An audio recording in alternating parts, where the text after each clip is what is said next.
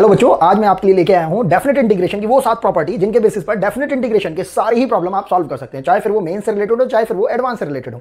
इन properties के basis पर हम देखते हैं कि सारे ही प्रॉब्लम्स हमारे बहुत इजीली सॉल्व हो जाते हैं। तो ये सातों की सातों प्रॉपर्टी मैंने यहां पर लिख रखी है और प्रॉपर्टी के नंबर के हिसाब से ही ये हमें याद रखनी होती है। यही एक इंपॉर्टेंट इसमें बात है। प्रॉपर्टी नंबर 1 में हमें क्या बता रखा है कि if we have integration of f x from a to b, तो ये हम एक नए वेरिएबल के अंदर भी लिख सकते हैं, जैसे कि integration of F T D T. मतलब अगर हम वेरिएबल को अगर चेंज भी कर देते हैं तो पूरे के पूरे इंटीग्रेशन पर कहीं कोई फर्क नहीं पड़ता है, बशर्ते कि हमारे पास लिमिट कैसी रहे, सेम रहे। और इसको हम चेंजिंग वेरिएबल प्रॉपर्टी भी बुलाते हैं। कुछ प्रॉपर्टीज का यहां पर हमारे पास नाम है जिनको कि हम नाम के थ्रू भी बुला लेते हैं। प्रॉपर्टी नंबर 2 क्या बोलते हैं कि if we have some kind of function f x integrated from a to b, then it can be written as integration of f x d x. और इसकी जो लिमिट है अगर हमें इंटरचेंज कर देते हैं तो बस हमें एक माइनस साइन लेना पड़ता है बाहर। इसको हम इंटरचेंजिंग लिमिट टाइप से भी बोलते हैं।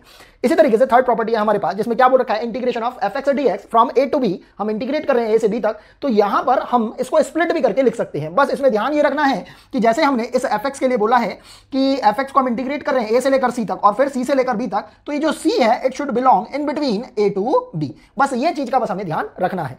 अब इसी तरीके से हमारे पास ये फोर्थ प्रॉपर्टी है। इस फोर्थ प्रॉपर्टी के अकॉर्डिंगली क्या बोल रखा है, एफ ऑफ एक्स का इंटीग्रेशन जब हम करते हैं ए से लेकर बी तक, तो हम दोनों ही लिमिट्स को ऐड करके इसके वेरिएबल में से सब्ट्रैक्ट कर सकते हैं और इसको लिखा जा सकता है। इक्वल टू का साइन हमने हर जगह लगा रखा है क्योंकि हम बताना चाह रहे हैं कि सारी ही प्रॉपर्टी का यूज करके हम फंक्शन को इस तरीके से रिप्रेजेंट कर सकते हैं, इस तरीके से रिप्रेजेंट कर सकते हैं। तो हमारे पास फोर्थ प्रॉपर्टी में क्या हो जाता है, हम बोल सकते हैं एफ ऑफ एक्स का integration from a to b d x can be written as f of a plus b minus x, और लिमिट हमारी सेम टू सेम ही रहेंगी ए से लेकर बी तक। इसी तरीके से फिफ्थ प्रॉपर्टी हमारे पास, इसमें क्या बोल रखा है हमने कि अगर हमारे पास कोई फंक्शन है जिसको कि हमने इंटीग्रेट कर रखा है 0 से लेकर 2a तक, तो इसको लिखा जा सकता है 0 से लेकर a तक एफ एक्स डी एक्स, और इसके साथ एडिशन में हम एक और फंक्शन को ऐड कर रहे हैं, integration from 0 to a f of 2a minus x d x. तो आप देखेंगे प्रॉपर्टी नंबर 4 का कुछ पार्ट इन्होंने इसके अंदर लगा रखा है। इसी तरीके से हमारे पास सिक्स प्रॉपर्टी है जिसमें क्या बोल रखा है, एफ ऑफ एक्स का इंटीग्रेशन फ्रॉम 0 टू 2a।